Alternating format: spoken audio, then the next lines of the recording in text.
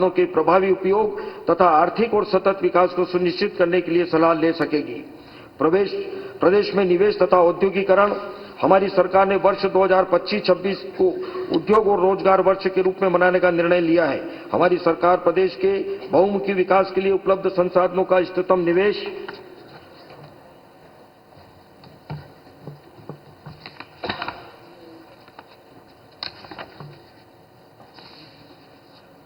आयोजित जिसमें 3 निवेश करती आ रही है।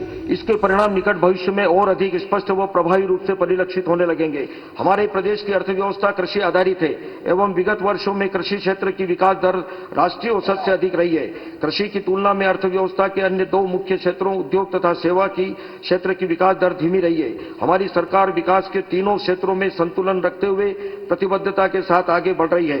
प्रदेश में उद्योग अनुकूल वातावरण निर्मित करने के लिए उद्यम हितैषी आकर्षक नीतियां बनाई गई है। नीतिगत सुधारों के अंतर्गत माह फरवरी 2025 में संपन्न ग्लोबल इन्वेस्टर्स समिट के दौरान माननीय प्रधानमंत्री श्री नरेंद्र मोदी जी के मार्गदर्शन में 18 नवीन नीतियां जारी की गई है। इसके अतिरिक्त उद्योगों हेतु अनुपालनों की संख्या कम करते हुए प्रक्रियाओं को सहज व सरल बनाया गया है। औद्योगिक प्रोत्साहन एवं निवेश।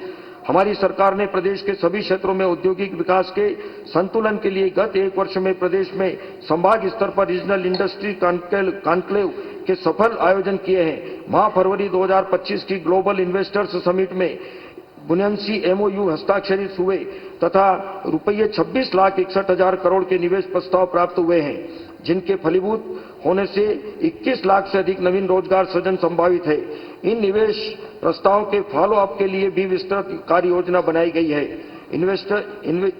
इंस्टीट्यूशन मध्य प्रदेश निवेश ड्राइव के माध्यम से अंतर्राष्ट्रीय और राष्ट्रीय कार्यक्रम आयोजित किए हैं, जिनमें 3,74,834 करोड़ रुपये के निवेश प्रस्ताव प्राप्त हुए हैं। प्रदेश में पूर्व से स्थापित औद्योगिक क्षेत्र के अतिरिक्त 14,500 एकड़ भूमि पर 39 नए औद्योगिक क्षेत्रों को विकसित किया जा रहा है। इसके परिणाम स्वरूप 3 लाख से अधिक रोजगारों का सृजन संभावित है।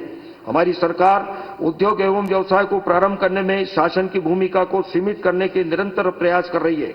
बिजनेस रिफॉर्म एक्शन प्लान के 287 बिंदुओं में से 282 को सफलतापूर्वक लागू कर प्रदेश ईज ऑफ डूइंग बिजनेस में शीर्षस्थ है। GIS आधारित भूमि आवंटन प्रणाली से उद्योगों को भूमि आवंटन प्रक्रिया अधिक पारदर्शी हुई है तथा आवंटन की समय अवधि भी 59 दिन से घटाकर 29 दिन रह गई है। अब तक 1,880 से अधिक भूखंड इस प्रणाली के माध्यम से आवंटित किए गए हैं। प्रदेश के प्रत्येक जिले में के परंपरागत कौशल को पहचान तथा अंतर्राष्ट्रीय स्तर पर व्यावसायिक स्वरूप दिया जाना हमारी सरकार की प्रतिबद्धता है, जिसका प्रमाण एक जिला एक उत्पाद है।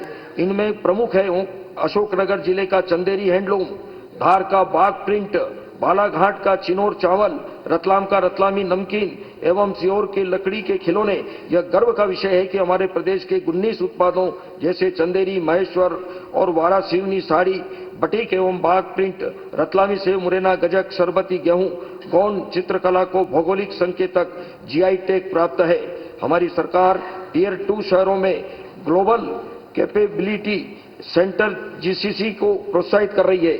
Animation, visual effect, comics, semi conductor निर्माण इकाइयों तथा ड्रोन प्रौद्योगिकी के विस्तार के लिए नवीन नीतियां तैयार की गई है। मुख्यमंत्री उद्यम क्रांति योजना के अंतर्गत इस वर्ष 5,675 लाभार्थियों को लगभग रुपये 378 करोड़ का ऋण प्रदान किया गया। हमारी सरकार ने स्टार्टअप नीति 2025 लागू की है, जिसके अंतर्गत 10,000 स्टार्टअप स्थापित होने की संभावना है। उद्योगों की स्थापना एवं विस्तार के लिए विभिन्न प्रोत्साहन नीतियों के अंतर्गत इंसेंटिव दिए जाने का प्रावधान है, जिसका सकारात्मक प्रभाव रोजगार सृजन तथा राज्य के सकल घरेलू उत्पाद पर पड़ता है। आगामी 5 वर्षों में उद्योगों को लगभग 30,000 करोड़ के इंसेंटिव दिए जाना संभावित है। इस वर्ष उद्योगों को दिए जाने वाले इंसेंटिव हेतु रुपये 3,250 करोड़ का प्रावधान प्रस्तावित है, जो गत वर्ष से रुपये 551 करोड़ अधिक है। प्रदेश के बुनकरों एवं शिल्पियों को प्राचीन उत्कृष्ट बुनाई कला की सुप्रसिद्ध परंपरा को संरक्षित एवं समृद्ध करने, बुनकरों एवं शिल्पियों को सतत रोजगार उपलब्ध कराने, नए लोगों को हथकरघा एवं हस्तशिल्प उद्योग से जोड़ने तथा उनके सामाजिक एवं आर्थिक उत्थान का कार्य किया जा रहा है।